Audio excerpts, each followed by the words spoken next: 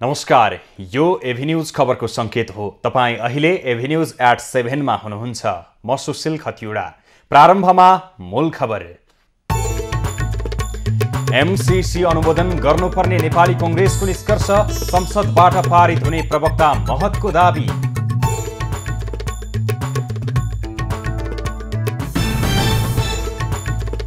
स्रोत सुनिश्चित नभएपछि सरकारले बजेटको आकार घटायो।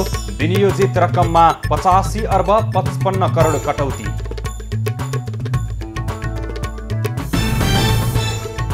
चुनावी बजेट जुटाउन सरकारलाई सकस, 50 अर्ब रुपैयाँ माग भएको अर्थमन्त्रीको भनाई। 10 अर्ब बजेट छ, अरु 40 अर्ब कहाँ खोज्ने? 38 करोड रोयल्टी नबुझाउने ड्रिमल्यान्ड होटलको पनि इजाजत रद्द। राजनीतिक पूर्वाग्रह राखेर होटल बन्द गराइएको तथ्याङ्कलाई आधारले यो निर्णय गर्नुभयो।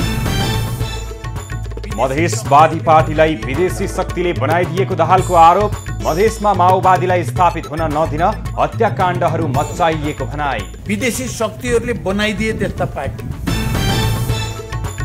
लिबियाका प्रधानमन्त्री डिबेबाहालाई लक्षित गरी आक्रमण। प्रधानमन्त्रीले प्रयोग गरेको कारमा क्षति।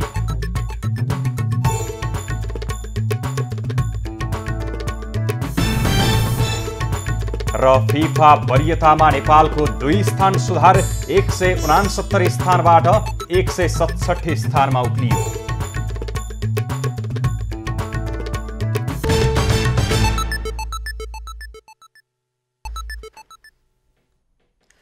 अब खबरको सिलसिला प्रारम्भ गरौं नेपाली कांग्रेसको बैठक सम्बन्धी प्रसंगबाट। सत्तारूढ दल नेपाली कांग्रेसले एमसीसी सम्झौता संसदबाट अनुमोदन गर्नुपर्ने निष्कर्ष निकालेको छ। पार्टी कार्यालय स्थानेपामा आज बसेको पहिलो कार्य सम्पादन समितिको बैठकले एमसीसी सैन्य रणनीति अन्तर्गत नरहेको ठहर गर्दै अनुमोदन गर्नुपर्ने निष्कर्ष निकालेको हो।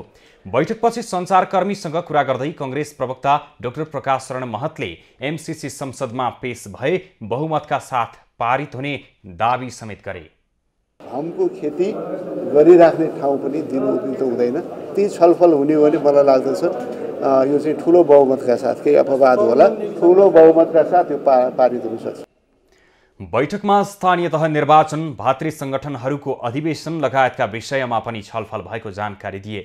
उनले विधानको व्यवस्था अनुसार पार्टीले भातृ संगठनहरूको बारेमा निर्णय गरेर अघि बढ्ने पनि बताए। वक्ताहरूले बोल्ने क्रम नसकिएकाले कार्य सम्पादन समितिको बैठक भोलि पनि बस्ने कांग्रेसले जनाएको छ।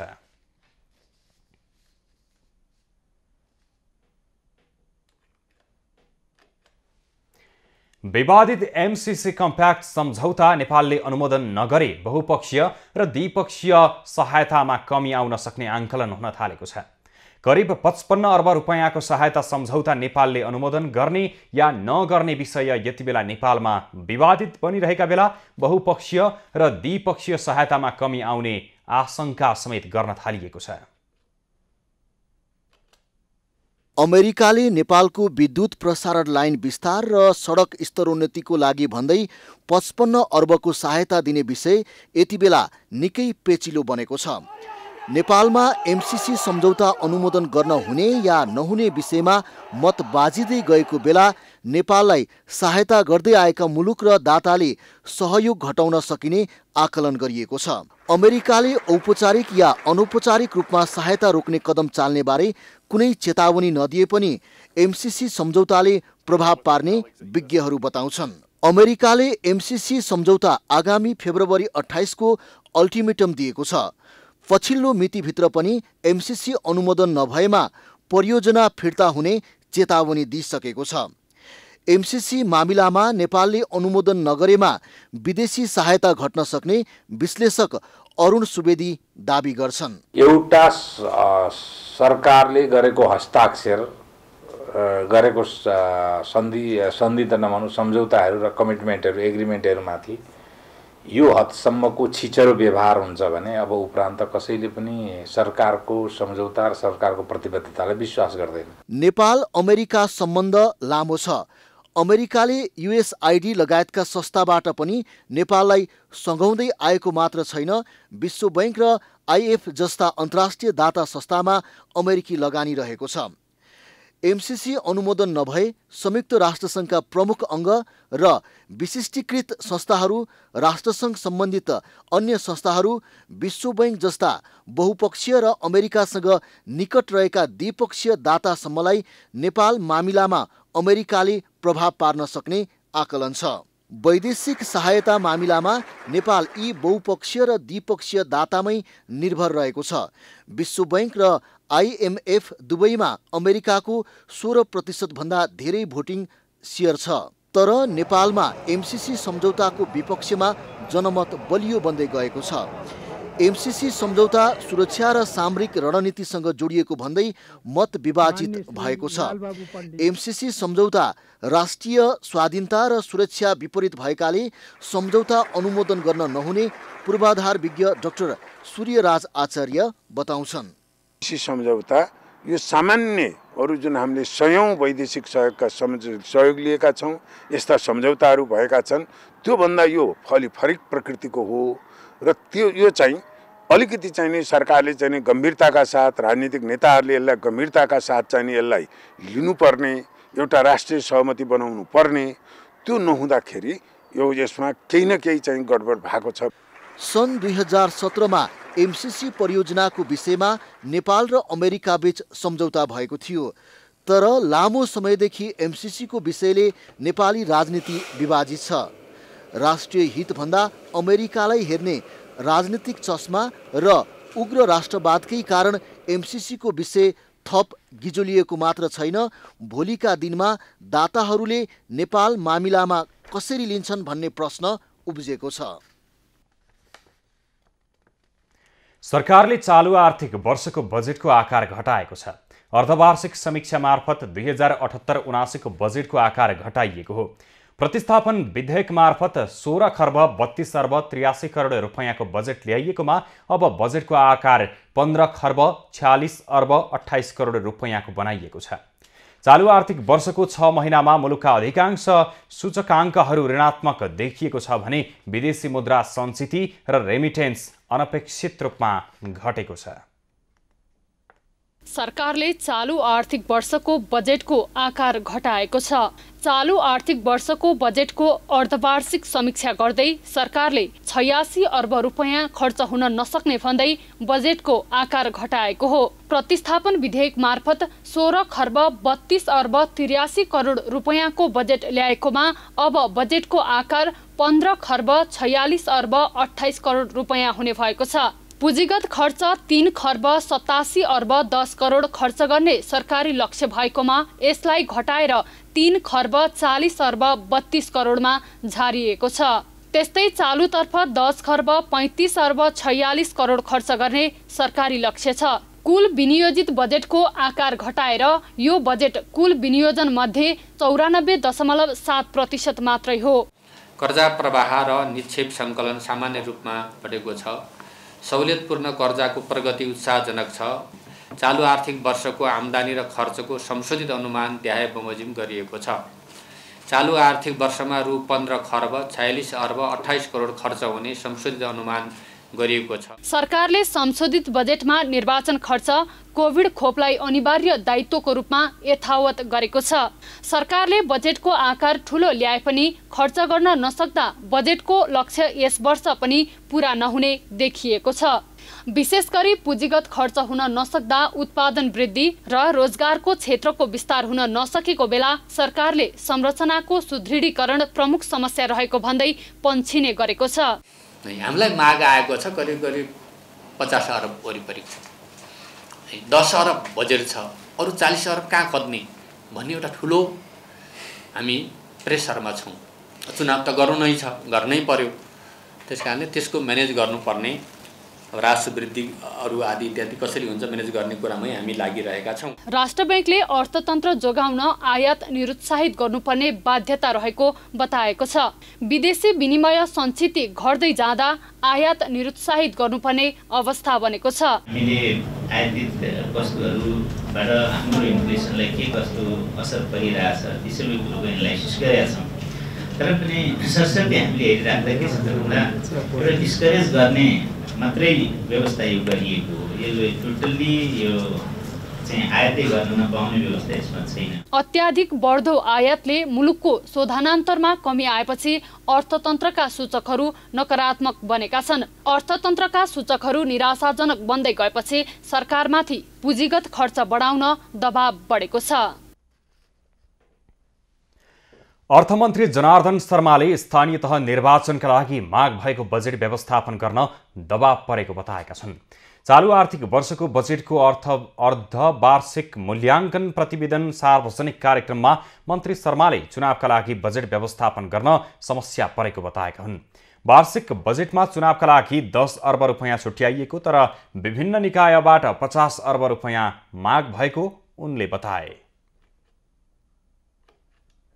चुनावको सन्दर्भमा एउटा समस्या तपाईहरुलाई भन्नु अहिले हैन, बजेटमा छुट्याइएको छ 10 अरब, हामीलाई माग आएको छ करिब करिब 50 अरब वरिपरि। 10 अरब बजेट छ, अरु 40 अरब कहाँ खोज्ने भन्ने एउटा ठुलो हामी प्रेसरमा छौं। अर्थमन्त्रीले दातालाई आग्रह र राजस्व वृद्धि गरेरै भए पनि खर्च जुटाउनु पर्ने बाध्यता रहेको समेत बताएका छन्। नेकपा माओवादी केन्द्रका अध्यक्ष पुष्पकमल दाहालले मधेसवादी पार्टीहरू विदेशी शक्तिले बनाइदिएको आरोप लगाएका छन्।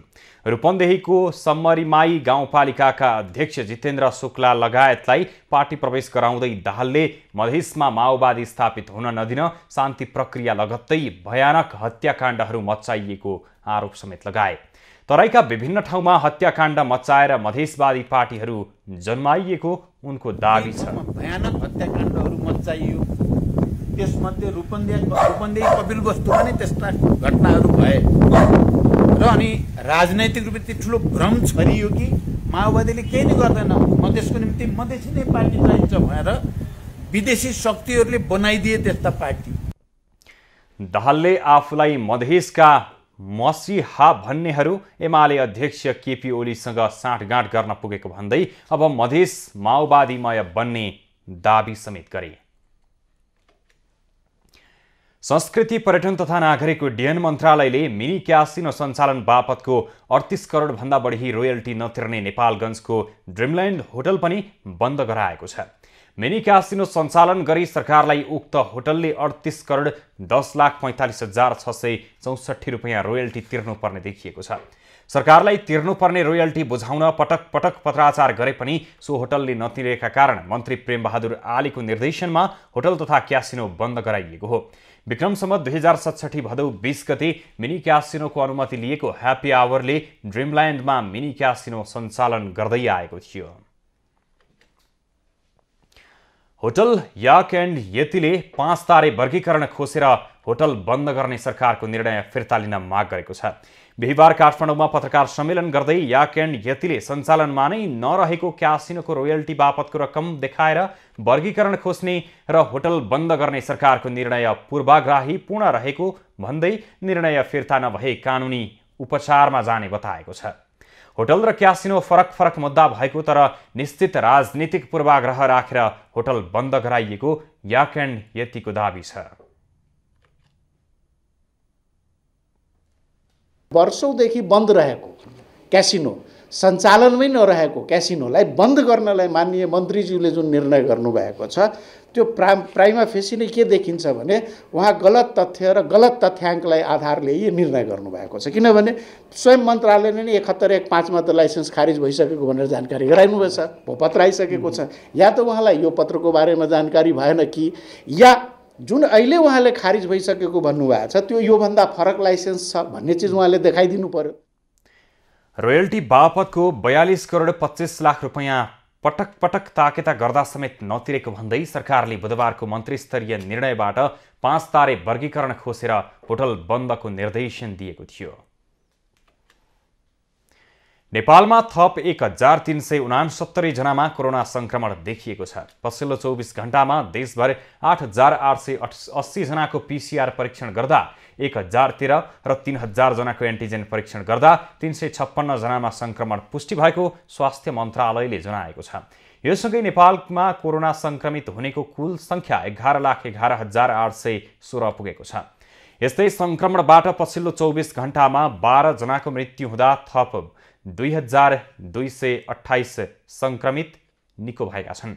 योसँगै हालसम्म नेपालमा संक्रमणका कारण ज्यान गुमाउनेको संख्या 11,864 पुगेको छ भने कोरोना संक्रमित भएका मध्ये 9,30,607 जना संक्रमण मुक्त भएका छन्। हाल नेपालमा 29,400 सक्रिय संक्रमित आइसोलेसन र 133 जना क्वारेन्टिनमा रहेको स्वास्थ्य मन्त्रालयले जनाएको छ। खबरको सिलसिला अझै जारी छ, हामीसँगै रहनुहोला। अब बाँकी खबर। संविधानले स्थानीय तहलाई स्वशासनको अधिकार दिए पनि 5 वर्षे कार्यकाल त्यति सन्तोषजनक रहेन। गाउँको सिंहदरबारको रूपमा हेरिएको स्थानीय सरकार सिंहदरबारको बेथिति विकृतिलाई तल्लो तहसम्म पुर्यायो। 5 वर्षलाई फर्केर हेर्दा सदाचार राजनीतिको अभावमा स्थानीय सरकार कुशासन र भ्रष्टाचारको अखडा बनियो। संघीय संरचना अनुसार 2074 पहिलो पटक स्थानीय तहको निर्वाचन भयो। विगतका निर्वाचन भन्दा यो पृथक र प्रगतिशील निर्वाचन थियो र हो पनि, किनकि संविधानको अनुसूची 9 ले गरेको प्रबन्ध अनुसार स्थानीय सरकारलाई स्वशासनको अधिकार थियो र छ। यसले राज्य सत्ताको पहुँच बाहिर रहेका वर्गलाई राज्यप्रतिको अपनत्व हुन सकोस् र परिवर्तनको अनुभूति सबै नागरिकले गर्न पाउन् भन्ने मूल उद्देश्य हो। सिंहदरबारबाट टाढा रहेका बस्तीलाई सिंहदरबारको वास्तविक रूपमा अनुभूति दिने गरी संविधानले नयाँ व्यवस्था गरे पनि त्यो उद्देश्य भने करिब 5 वर्षको अवधिमा आंशिक बाहेक खासै नयाँ र भिन्न अनुभूति हुन सकेन। स्थानीय सरकार आधारभूत जनताको सारथी बन्नुपर्ने थियो, तर त्यो उद्देश्यबाट विमुख भयो। स्थानीय तहमा पनि उनै बलियाहरू नै हाबी भए। स्थानीय सरकार सुशासन र समृद्धिको आधारभूत तहको रूपमा परिकल्पना गरिए पनि त्यसको ठिक उल्टो भयो। गाउँको सिंहदरबारको रूपमा चित्रण गरिए पनि बेथिति र विकृतिको डम्पिङ साइट जस्तै बन्यो। केही स्थानीय सरकार बाहेक अधिकांश स्थानीय सरकार सञ्चालनमा संविधान र जनभावना अनपेक्षित देखिएन।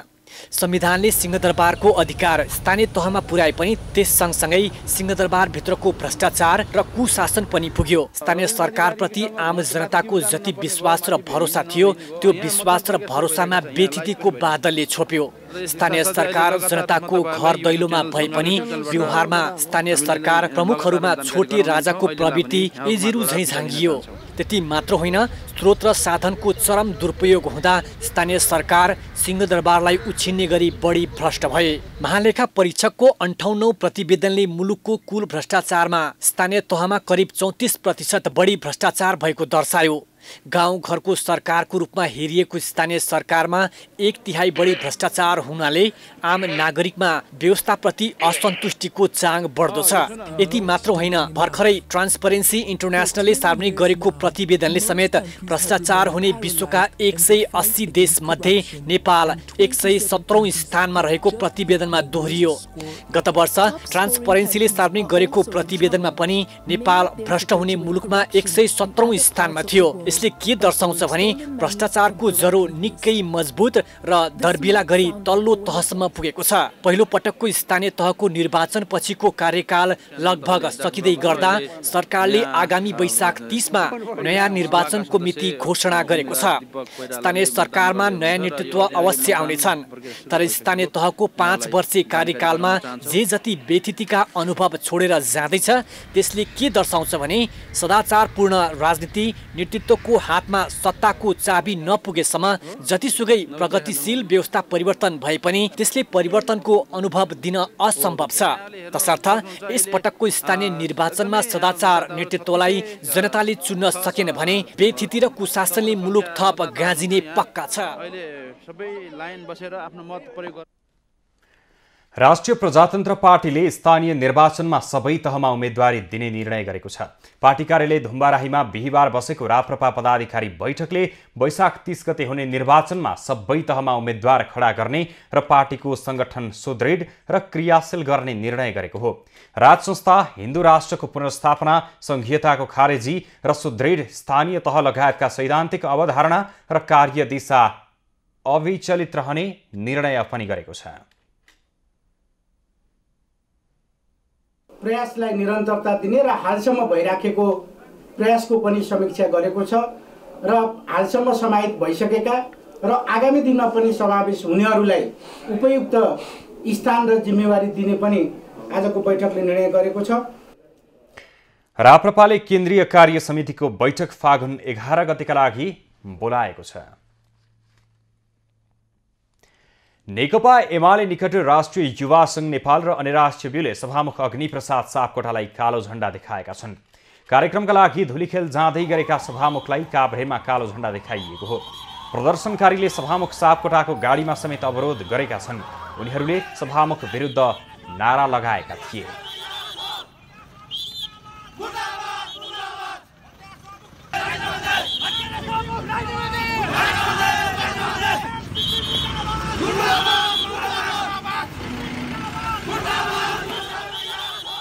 प्रदर्शनका क्रममा सुरक्षाकर्मीको कुटाईबाट एमाले काभ्रे नेता विष्णु काभ्रेली, अन्य राष्ट्रिय जिल्ला इन्चार्ज शालिग्राम पराजुली, सचिव मिलन गौतम, उपसचिव युवराज दाहाल घाइते भएको अन्य राष्ट्रिय काभ्रेले जनाएको छ।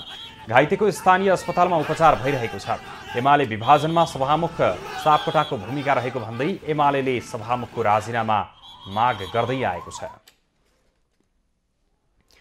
प्रभावकारी काम गर्न नसकेको भन्दै आलोचना खेपिरहेका काठमाडौँ महानगरपालिकाका प्रमुख विद्यासुन्दर साक्यले पार्टीले जिम्मेवारी दिए पुनः महानगरको प्रमुखमा उम्मेदवारी दिने बताएका छन्।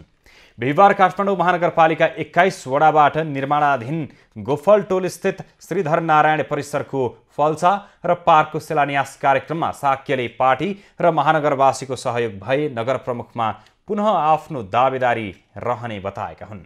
हाम्रो कार्यकालमा धेरै शिलान्यास गरिसक्यौँ। तपाईँले भने जस्तो धेरैले सोध्नै पर्छ शिलान्यास धेरै भयो, उद्घाटन कहिले हुन्छ भनेको। उद्घाटन एउटा नगरिकन गर्ने कुरा, सम्पूर्ण नगरिकन गर्ने कुरा होइन। हामीले ठेक्का पठाएर लगाइदियौँ, कहीँ उपभोक्ताले भनिरहेको छ, निश्चित समयमा बन्छ। बनिसकेपछि हामी फेरि आएर उद्घाटन गर्छौँ।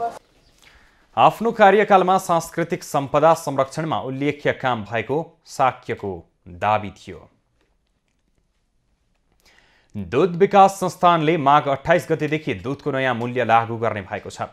सरकारले दूधको मूल्य वृद्धि गरेसँगै नयाँ मूल्य प्रति लिटर 85 रुपैयाँ कायम गरिएको छ। सरकारले तोके अनुसारको नयाँ मूल्य यही माघ 28 गते कार्यान्वयन हुने दुग्ध विकास संस्थानका प्रवक्ता राजेन्द्र प्रसाद अधिकारीले बताए। माघ 26 गते हिजोको दिन दुग्ध विकास संस्थान सञ्चालक समितिले किसानको भुक्तानी मूल्यमा परिवर्तन गरेको छ र माघ 28 गते भोलिबाट नै लागू हुने गरी दूध तथा दुधकोहरूको विभिन्न प्रकारका दुधहरूको बिक्री मूल्य कायम गरेको छ। यस अघि बजारमा दूधको मूल्य प्रति लिटर 76 रुपैयाँ रहेको थियो। बढेको मूल्य अनुसार किसानले प्रति लिटर करिब 7 रुपैयाँ बढी पाउने छन् भने डेरी उद्योगीहरूले करिब 3 रुपैयाँ प्रति लिटर बढी पाउने पनि संस्थानले जनाएको छ। त्रिभुवन विश्वविद्यालय परीक्षा नियन्त्रण कार्यालय बल्खुले समयमा परीक्षा सञ्चालन तथा नतिजा प्रकाशन नगर्दा विद्यार्थीहरू समस्यामा परेका छन्। त्रिवीले अघिल्लो वर्षको नतिजा सार्वजनिक नै नगरी 4 वर्ष स्नातक तह प्रथम वर्षको परीक्षा सञ्चालन गर्ने निर्णय गर्दा अघिल्लो वर्षको परीक्षामा सहभागी भएका विद्यार्थीमा अन्योलता छाएको हो।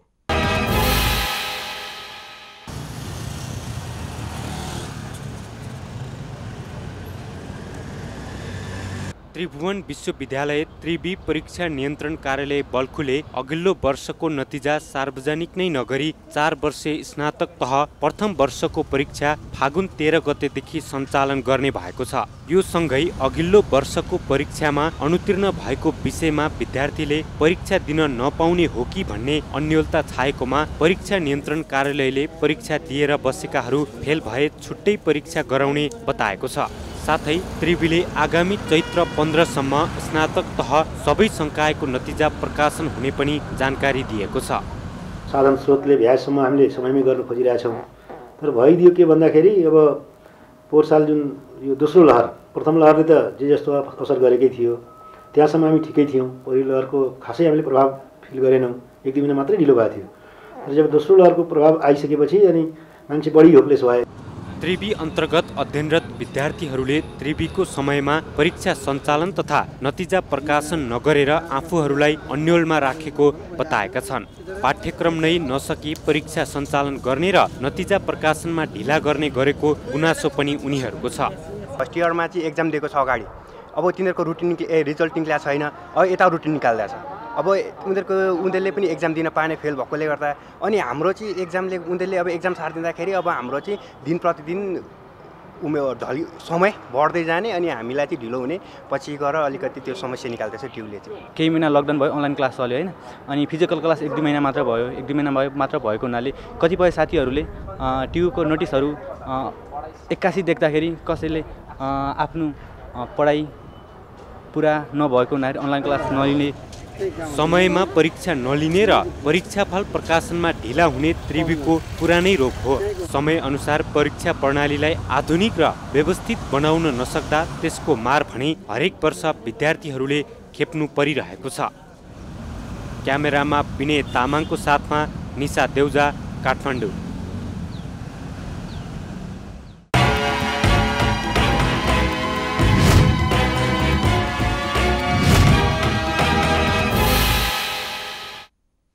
यसैबीच त्रिभुवन विश्वविद्यालयले समयमा परीक्षाफल प्रकाशित नगर्दा परेको समस्याबारे हामीले विद्यार्थीहरूलाई सोधेका छौँ।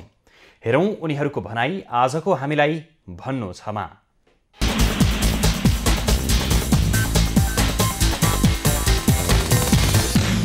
लाग्दी चेक गर्ने, मन लाग्दी रिजल्ट निकालिदिने, मन लाग्दिने परीक्षा फर्म खोलिदिने, मन लाग्दी जे मन लाग्छ आफूलाई जे मन लाग्छ गरिदिने। सबै स्टुडेन्टहरू पास हुन्छ भन्ने ग्यारेन्टी टिमले कसरी दिन सक्छ? यिनीहरूले टोटल्ली पास हुन सक्छ भन्ने हामी ग्यारेन्टी पनि दिन सक्दैनौँ नि त। वर्तमान विश्वमा यत्रो टेक्नोलोजीको चाहिँ जमाना आइसकेको छ, हामी चाहिँ अनलाइन इक्जाम गराउन सक्दैनौँ, अनलाइन मूल्याङ्कन गर्न सक्दैनौँ भने कसरी चाहिँ अगाडि बढ्न सकिन्छ होला? रिजल्ट नआए पनि विद्यार्थीलाई के फरक पर्छ? अर्को पालि दिउँला, अर्को पालि फर्म खुलाएर एक वर्ष लस हुँदैमा के फरक पर्दैन? अब यस्तो अनेकहरू उहाँहरूको बहानाबाजी बढी छ। त्रिभुवन विश्वविद्यालयले कोरोना महामारीलाई नै एउटा न्यू बनाएर परीक्षाको नतिजा प्रकाशन नगर्ने, परीक्षा समयमा नगर्ने। विद्यार्थीको रिजल्ट त टाइममा हो नि त निकाल्नु पर्यो। 3 महिना, ल 3 महिनामा ट्युले रिजल्ट निकाल्नुपर्छ भन्नेसम्म छ नि। 1 वर्ष बित्दासम्म पनि रिजल्ट ननिस्किनु भनेको चाहिँ यो एकदमै नराम्रो कुरो हो। राष्ट्रिय भूमि आयोग कञ्चनपुरले भूमिहीन सुकुम्बासी, भूमिहीन दलित तथा अव्यवस्थित बसोबासीहरूलाई जग्गाधनी पूर्जा वितरणको प्रक्रियामा छलफल गरेको छ। जग्गा वितरणका लागि कञ्चनपुरका 9वटै स्थानीय तहहरूसँग कार्यगत सम्झौता भइसकेको छ। कञ्चनपुरको बेलौरी नगरपालिका र बेलडाडी गाउँपालिकाका प्रमुख लगायत सरकारवालाहरूसँग भूमिहीन सुकुम्बासी, भूमिहीन दलित तथा अव्यवस्थित बसोबासीहरूलाई लाल पूर्जा वितरणबारे भूमि आयोग कञ्चनपुरले छलफललाई तीव्रता दिएको छ। भूमि व्यवस्थापन गर्ने प्रयोजनका लागि राष्ट्रिय भूमि आयोगले कञ्चनपुरका सबै 9वटै स्थानीय तहहरूसँग कार्यगत सम्झौता गरिसकेको छ। स्थानीय तहहरूमा भूमि सम्बन्धी समस्या समाधानका लागि तीव्र गतिमा काम अगाडि बढाउन आवश्यक छलफल गरिएको राष्ट्रिय भूमि आयोग कञ्चनपुरले जनाएको छ। निशा वितरण भइसकेकाहरूलाई हामीले जमिन नाप जाँचको काम सुरुवात गर्ने हामी यो अभियानमा छौँ। जब जमिन नाप जाँचको काम सकिन्छ त्यसपछि मात्रै हामी चाहिँ पूर्जा वितरणको काममा लाग्छौँ। यसअघि लगत सङ्कलन गरिएका क्षेत्रहरूमा निस्सा वितरण र जग्गा नाप नक्साङ्कनको काम अगाडि बढाइएको छ।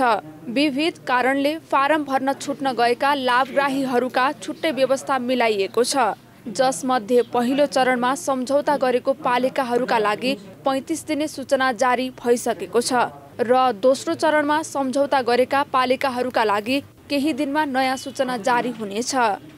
उहाँहरूका सन्दर्भमा अब आयोगले छिट्टै 35 दिने सूचना निकाल्छ। त्यो 35 दिने सूचना निकालिसकेपछि अघि मैले भने जस्तै त्यही प्रक्रियामा हामी काम सुरु गर्छौँ। कञ्चनपुरको बेलौरी नगरपालिकामा वडा नम्बर 4 र 10 मा निस्सा वितरणको काम अन्तिम चरणमा पुगेको छ भने अन्य वडाहरूमा समेत तीव्र गतिमा काम भइरहेको छ। हामीले लगभग बेलौरी नगरपालिकामा निस्सा चाहिँ मलाई लाग्छ आउँदो महिनाको हामीले लगभग वडा अध्यक्षले फटाफट यदि इन्ट्री गर्नु हो भने मलाई लाग्छ त्यो अर्को महिनाको हामीले 20-25 गतेसम्म यो सबै वडामा निस्सा दिने कार्यक्रम सकिन्छ। कञ्चनपुरका बेलडाडी, लालझडेक गाउँपालिका, पुनर्वास नगरपालिका, शुक्लाभाट नगरपालिका र भीमदत्त नगरपालिकासँग गत माघ 20 गते दोस्रो चरणको कार्यगत सम्झौता गरिएको हो। यसअघि राष्ट्रिय भूमि आयोगले कञ्चनपुरका 4वटा स्थानीय तहहरूसँग पुस 24 गते काठमाडौँ स्थित आयोगको केन्द्रीय कार्यालयमै पहिलो चरणमा सम्झौता गरिसकेको छ। हरिश चन्द्र बाग, कञ्चनपुर। शक्तिमा खेल्न माहिर राजनीतिक पात्र कमल थापाले यति बेला पुरानो घर छोडेका छन्। गएको मङ्सिरमा सम्पन्न राष्ट्रिय एकता महाधिवेशनमा पराजित भएको झोकमा उनले घर छोडेका हुन्। 3 दशकभन्दा बढी राप्रपाको नेतृत्वमा रहँदै आएका थापा एक्लै आफैले बनाएको घरलाई छोडेर निस्किएका छन्। पूर्व राजाको प्रत्यक्ष शासनकालमा गृहमन्त्रीदेखि गणतन्त्रमा ओली सरकारको उपप्रधानमन्त्री भएका कमल थापाले आफ्नै घर छाडेका छन्। राप्रपाको 3 दशक लामो नेतृत्व गरेका उनै थापा यति बेला एक्लै पार्टीबाट बाहिरिएका छन्। राप्रपाका पूर्व अध्यक्ष समेत रहेका थापाले मंगलबार आफू पार्टीमा नरहेको भन्दै सार्वजनिक घोषणा गरेका हुन्। मङ्सिरमा सम्पन्न राप्रपाको एकता महाधिवेशनमा राजेन्द्र लिङ्गदेलसँग पराजित भएपछि उनले असन्तुष्टि राख्दै आएका थिए। महाधिवेशनमा दरबारको नाङ्गो हस्तक्षेप गरेको आरोप लगाउँदै आएका थापाले हारलाई स्वीकार गरेनन्, बरु त्यही विषयलाई प्रतिशोध बनाएर एक्लै बाहिरिएका छन्। 2076 मा राप्रपा र राप्रपा प्रजातान्त्रिक एकीकरण हुँदा गीता छोएर पार्टी नफुटाउने कसम खाएका थापा महाधिवेशनमा पराजित भएको 3 महिना नै पुग्न नपाउँदै पार्टीबाट अलग भएका छन्। राप्रपामा महाधिवेशनबाट पदाधिकारी र केन्द्रीय सदस्यमा उनी पक्षीय बहुमत सदस्य विजयी भएका थिए, तर उनका पक्षमा बहुमत हुँदाहुँदै पनि थापाको पक्षमा उनी पक्षीय भनिएकाहरूले समेत उनलाई साथ दिएको देखिएन। कुनै सरसल्लाह र एजेन्डाविहीन रूपमा थापाले पार्टी छोडेकाले उनलाई सघाउन नसकिएको उनी पक्षीय महामन्त्री भुवन पाठक बताउँछन्। मुलुकभरको कार्यकर्ताले नेताहरूले निर्वाचित गरेर पठाएको छ, महामन्त्रीको रूपमा निर्वाचित गरेर पठाएको छ हामीलाई यो पार्टीको सङ्गठन गर्नलाई, पार्टीलाई सुदृढ बनाउनलाई, सशक्त बनाउनलाई नै हो नि। त्यो त मूल हाम्रो जिम्मेवारी हो। त्यो जिम्मेवारीबाट कुनै पनि हालतमा हामी अलग हुने परिस्थिति नै छैन। थापाले पार्टी छोडेको प्रति अध्यक्ष लिङ्गदेलले दुःख र दुर्भाग्य भएको प्रतिक्रिया दिएका थिए। थापा पार्टीभित्र आफ्नो मागको सुनवाई नभएको दोहोर्याउँदै पार्टीबाट बाहिरिएका हुन्। संस्थापन पक्षले थापा पार्टीबाट अलग हुँदा केही क्षति भए पनि अब सबै मिलेर अघि बढ्ने बताएको छ। सबै पार्टीका साथीहरू अहिलेको घटनाबाट दुखी भए तापनि पार्टीले लिएको नीति, पार्टीको विचारप्रति प्रतिबद्ध र कटिबद्ध छ र त्यही ढङ्गले सबैले पूर्व मेचीदेखि पश्चिम महाकालीसम्मका कार्यकर्ताहरूले आफूलाई सक्रिय र क्रियाशील बनाएर अघि बढ्छ। आगामी वैशाखमा सरकारले स्थानीय निर्वाचनको घोषणा गरिसकेको छ। मुलुक चुनावतिर अघि बढिरहेको बेला थापाले पार्टी त्याग गरे पनि उनलाई साथ दिन नसक्ने उनी सम्बद्ध केन्द्रीय सदस्यहरूको प्रतिक्रिया छ। कमलजीलाई कति वर्षसम्म चाहिँ हामीले अध्यक्ष बनाएर राख्ने भन्ने कुरामा सबै मतदातामा चाहिँ त्यो फिल भएको हुनाले केही नयाँ परिवर्तन, केही यसबाट नयाँ मान्छेबाट केही उपलब्धि गेन गर्न सक्छ कि या उपलब्धि गर्न सक्छ कि भन्ने दृष्टिकोणले राजेन्द्र लिङ्गदेलजीलाई सबैले चाहिँ एउटा व्यक्ति अलग किन्नु भएको छ। सिङ्गो पार्टीलाई केही न केही अलिकति असर त पर्ला, तर कुनै एकजना व्यक्ति राज संस्था र हिन्दू राष्ट्र प्रमुख एजेन्डा मान्दै आएका थापाले पार्टी परित्याग गरेर नयाँ पार्टी खोल्ने तयारीमा लागिरहँदा अब उनको एजेन्डा र बाटो के हुन्छ, उनको जनमत कस्तो रहला भन्ने जिज्ञासा धेरैको रहेको छ। क्यामेरामा विनय तामाङका साथमा अजय खत्री, काठमाडौँ। पनौतीको त्रिवेणी घाटमा 12 वर्षीय मकर मेलामा दर्शनार्थीको भिड बढेको छ। मकर मेलाको अवधि सकिन लागेको र कोरोना संक्रमणको असर पारे पनि पछिल्लो दिन केही खुकुलो भएसँगै मकर स्नान र दर्शन गर्नेको सहभागितामा वृद्धि भएको हो। पछिल्लो समयमा पनौतीको त्रिवेणी घाटमा माघ 1 गतेदेखि सुरु भएको 12 वर्षे मकर मेलामा श्रद्धालुहरूको भिड लागेको छ। कोरोना जोखिमका कारण सुरुमा न्यून उपस्थिति रहे तापनि माघ 15 यता दैनिक हजारौं भक्तजनहरू पनौती आउने गरेको मकर मेला मूल आयोजक समितिले जनाएको छ। आयोजकका अनुसार दिनमा 1 लाख भन्दा बढी भक्तजनहरू आउने गरेको बताउँछन्। मेलामा भक्तजनको चाप बढ्दै गएपछि सुरक्षा सतर्कता पनि बढाइएको छ। नेपाल प्रहरी, सशस्त्र स्वयंसेवकहरू पनि ठूलो मात्रामा खटाइएको इलाका प्रहरी कार्यालय बनेपाले जनाएको छ। यो त्रिवेणी घाटदेखि लिएर यहाँका प्रसिद्ध मठ मन्दिर, विशेष गरी इन्द्रेश्वर महादेवको मन्दिरमा पनि र हामीले माथि गोरखनाथ मन्दिरमा सम्म सुरक्षाकर्मीहरू परिचालन गरेका छौँ। मकर मेला भर्न ठूलो मात्रामा देशका विभिन्न स्थानबाट भक्तजनहरू आउने क्रम जारी रहेकाले स्नानका लागि व्यवस्था राम्रो पारिएको जनप्रतिनिधिको भनाइ छ। भक्तजनहरू आफ्नो सुरक्षा आफै गरेर सुरक्षित साथ यहाँ त्रिवेणी घाटमा स्नान गर्नुभएको छ।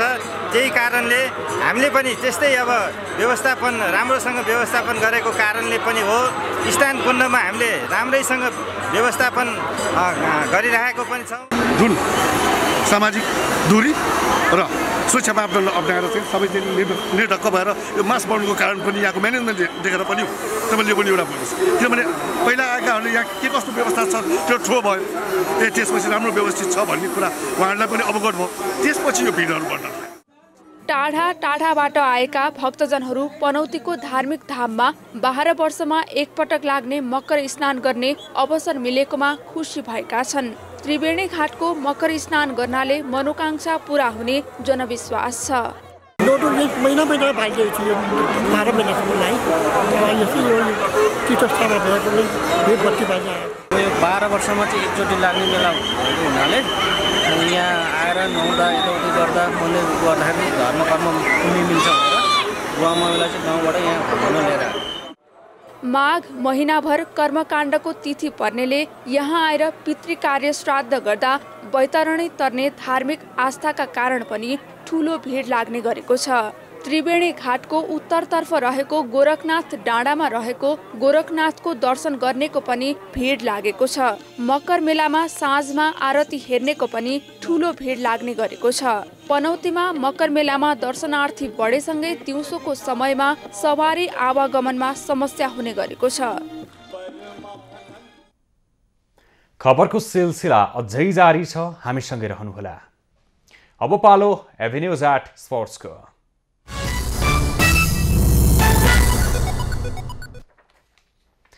विश्व फुटबलको सर्वोच्च संस्था फिफा वरियतामा नेपालको 2 स्थान सुधार भएको छ। फिफाले बिहिबार जारी गरेको नयाँ वरियता क्रमका अनुसार नेपाल 2 स्थान सुधार गरेको हो। यसअघि 169औं स्थानमा रहेको नेपाल फुटबल टिमले 2 स्थान सुधार गर्दै 982.22 अङ्कसहित 167औं स्थानमा उक्लिएको हो। 2 साता अघि नेपालमा भएको मरिसस विरुद्धको मैत्रीपूर्ण दुवै खेलमा जित निकालेपछि नेपालको वरियतामा सुधार भएको हो। नेपालले 11 वर्षपछि दशरथ रङ्गशालामा मैत्रीपूर्ण खेलमा जित निकालेको हो। यसअघि मालदिप्समा भएको साफ च्याम्पियनसिप अघि नेपालले दशरथ रङ्गशालामै मैत्रीपूर्ण खेल खेलेपछि त्यसमा जित निकाल्न सकेको थिएन। फिफाको नयाँ वरियताको स्क्रिनशट लिएर नेपाली राष्ट्रिय फुटबल टिमका मुख्य प्रशिक्षक अब्दुल्लाह अल मुताइरीले खुसी व्यक्त गरेका छन्। उनले नेपाली फुटबल समर्थक र आफ्ना शुभचिन्तकमाझ खुसी साटेका छन्। वरियतामा बेल्जियम पहिलो, ब्राजिल दोस्रो, फ्रान्स तेस्रो हुँदा अर्जेन्टिना 1 स्थान सुधार गर्दै 4थो स्थानमा उक्लिएको छ। 16औं संस्करणको NNIPA स्पोर्ट्स अवार्ड फागुन 17 गते हुने भएको छ। नेपाल राष्ट्रिय तथा अन्तर्राष्ट्रिय खेलाडी सङ्घले बिहिबार काठमाडौँमा पत्रकार सम्मेलन गर्दै अवार्ड कार्यक्रम ललितपुरको गोदाबारीमा रहेको ब्रजबाराही मन्दिर परिसरमा आयोजना हुने जानकारी दिएको हो। अवार्डमा 27 खेलका उत्कृष्ट खेलाडीलाई जनही 10,000 सहित सम्मान गरिनेछ। त्यसैगरी उत्कृष्ट खेलाडी मध्ये 1 पुरुष र 1 महिलालाई सर्वोत्कृष्ट खेलाडी स्वरूप सम्मान पत्र तथा नगद 1 लाख प्रदान गरिनेछ। त्यसैगरी 1 पुरुष तथा 1 महिला प्रतिभाशाली खेलाडीलाई सम्मान तथा 1 पुरुष र 1 महिलालाई उदयमान खेलाडी सम्मान प्रदान गरिने आयोजकले जनाएको छ। यस विधाका विजेताले जनही 50,000 रुपैयाँ प्राप्त गर्नेछन्। राम्रा खेलाडी चाहिँ छुट्न गएको छ। ती खेलाडीहरूलाई हामीले एउटा समिति बनाएर गर्नुपर्ने अवस्था पक्कै पनि हो। आगामी दिनहरूमा हामी त्यो गर्छौँ। यो कोभिडको कारणले गर्दाखेरि के गर्ने कि नगर्ने भन्ने खालको चाहिँ अन्योलता छाएको अवस्था थियो हामीलाई। त्यही कारणले गर्दाखेरि यो पालि हामीले सकेन, त्यसको लागि हामी माफी चाहन्छौँ। पत्रकार सम्मेलनमा गोदावरी नगरपालिकाका मेयर गजेन्द्र महर्जनले नगरपालिकामा अवार्ड आयोजना हुँदा खेलाडीमा ऊर्जा आउने पनि बताएका छन्। अब पालो खास खबरको।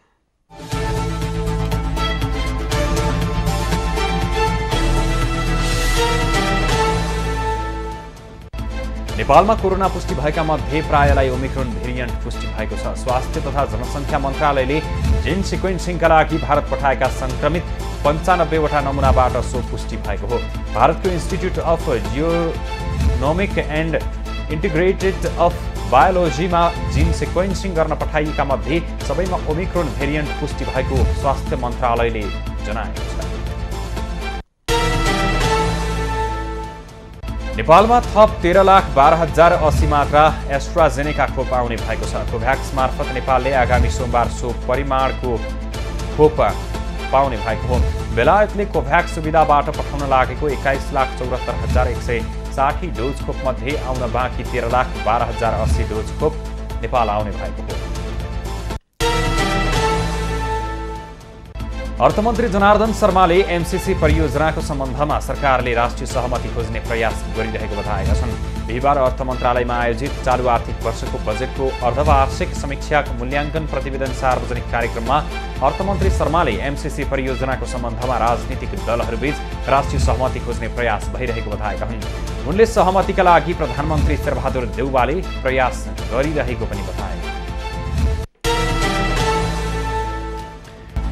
राष्ट्रिय प्रजातन्त्र पार्टीका पूर्व अध्यक्ष पशुपति शमशेर जबराले पूर्व अध्यक्ष कमल थापाले पार्टी परित्यागको घोषणा गर्नु अनपेक्षित घटना भएको बताएका छन्। बिहिबार पार्टी कार्यालय धुम्बाराहीमा बसेको केन्द्रीय पदाधिकारी बैठक अघि सञ्चारकर्मीसँग पूर्व अध्यक्ष शमशेरले आफूले थापालाई धैर्य गर्न र छलफल गरेर मात्रै निर्णय लिन अनुरोध गरे पनि अस्वीकार गरेको समेत उनले बताए। थापा पुनः पार्टीमा फर्कनेमा आफू आशावादी रहेको उनको भनाइ थियो। नेपाली कांग्रेसका नेता शेखर कोइराला र एकीकृत माओवादीका अध्यक्ष पुष्पकमल दाहाल बीच आज भेटवार्ता भएको छ। दाहाल निवास कुमलटारमा भएको भेटमा पछिल्लो समसामयिक राजनीतिक विषय, एमसीसी, स्थानीय तहको चुनाव लगायतका विषयमा कुराकानी भएको बताइएको छ। दर्शनार्थीका लागि बन्द पशुपतिनाथ मन्दिर शुक्रबारदेखि खुला हुने भएको छ। काठमाडौँ जिल्ला प्रशासन कार्यालयको 23 गतिको निर्णय अनुसार मन्दिरमा 50 जना भन्दा बढी नहुने गरी पूजा र ध्यान गराउने प्रावधान भएकाले 28 गतेबाट खुला गर्ने निर्णय गरिएको पशुपति क्षेत्र विकास कोषले जनाएको छ।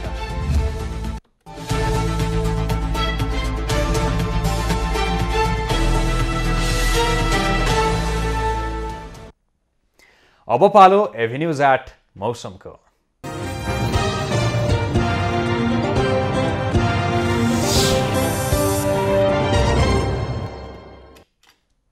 आज देशभरको मौसम आंशिकदेखि सामान्य बदलिरह्यो। राति सुदूरपश्चिम प्रदेश, कर्णाली प्रदेश, लुम्बिनी प्रदेश, गण्डकी प्रदेश लगायत बागमती र प्रदेश नम्बर 1 को पहाडी भूभागमा सामान्यदेखि पूर्ण बदलिरहनेछ।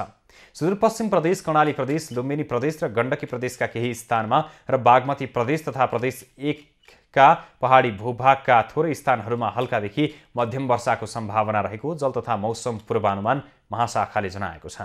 काठमाडौँ उपत्यकाको आजको अधिकतम तापक्रम 19 डिग्री सेल्सियस र न्यूनतम तापक्रम 6 डिग्री सेल्सियस मापन गरियो। आज देशभरको मौसम कस्तो रह्यो त हेरौँ देशका विभिन्न स्थानको मौसमी अवस्था।